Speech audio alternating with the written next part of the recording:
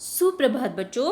प्रस्तुत है आज दिनांक 14/10/2020 का कार्यपत्रक। यह कार्यपत्रक हमारी पाठ्यपुस्तक क्षितिज भाग 1 के बच्चे काम पर जा रहे हैं नामक कविता पर आधारित है, जिसके लेखक ने बाल श्रम जैसे क्रूर सामाजिक बुराई पर कटाक्ष किया है।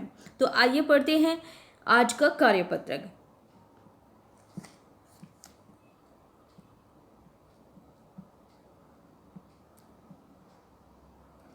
बच्चों, पिछले कार्यपत्रक संख्या 41 में हमने जाना कि कवि राजेश जोशी जी बाल मजदूरों को सुबह भीषण ठंड एवं कोहरे के बीच अपने काम पर जाते देखते हैं, जिससे उनके मन में कई तरह के सवाल उठते हैं।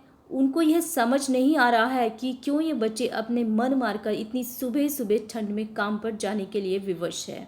आइए अब पढ़ते हैं आगे।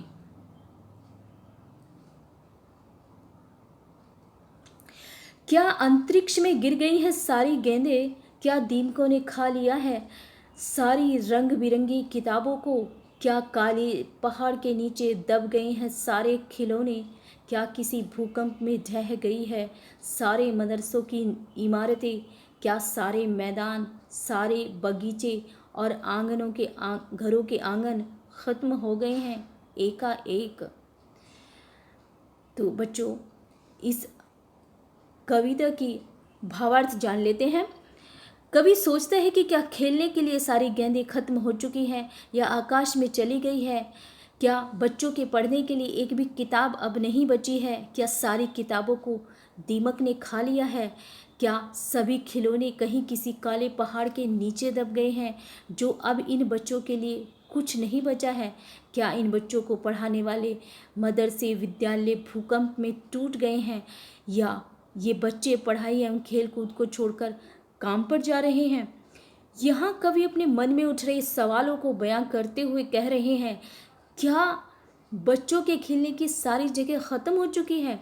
क्या सारे मैदान जहाँ बच्चे खेलते थे, सारे बगीचे जहाँ बच्चे टहला करते थे एवं सारे घरों के आंगन समाप्त हो चुके हैं, जो इन बच्चों के पास अब कुछ रह ही नहीं गया है, कुछ बचा ही नहीं है, इसलिए इन्हें सुबह सुबह काम पर जाना पड़ रहा है। बच्चों, आगे बढ़ते हैं और देखते हैं आज के पद्यांश पर आधारित प्रश्न कि आज हमें किन किन प्रश्नों का उत्तर देना है। तो पहला प्रश्न देखते हैं। पहला प्रश्न है कि कविता की पंक्तियों में बच्चों के लिए क्या क्या समाप्त हो गया है। तो अभी हमने पढ़ा कि काम पर जाने वाले बच्चों के लिए खेल के साधनों जैसे गेंदे, खिलौने, क्रीड़ा स्थल तथा बगीचों से तो वो वंचित हो ही गई हैं। इसके अतिरिक्त वे शिक्षा संबंधी सुविधाओं से भी वंचित हो गई हैं।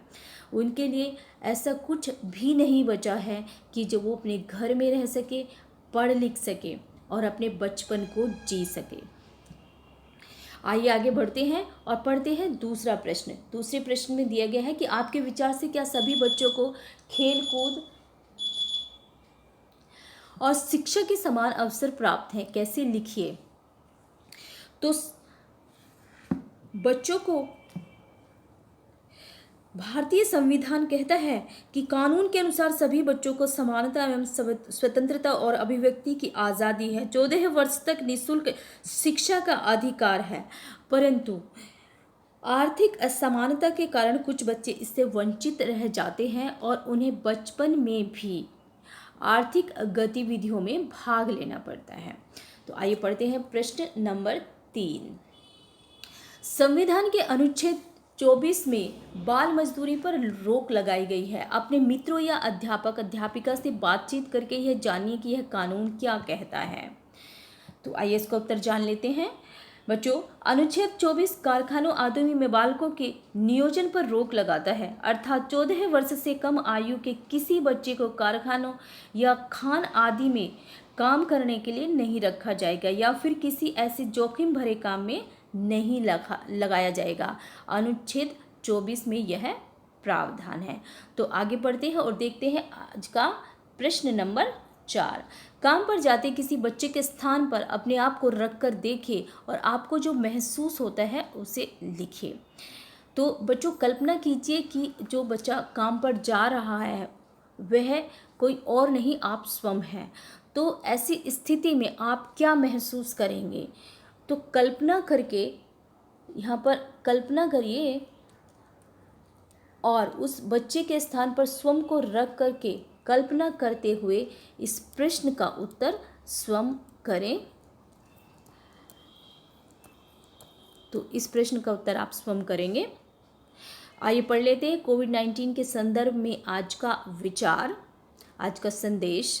तो कोविड-19 के विरुद्ध लड़ाई में सुरक्षित रहने के लिए मास्क पहने।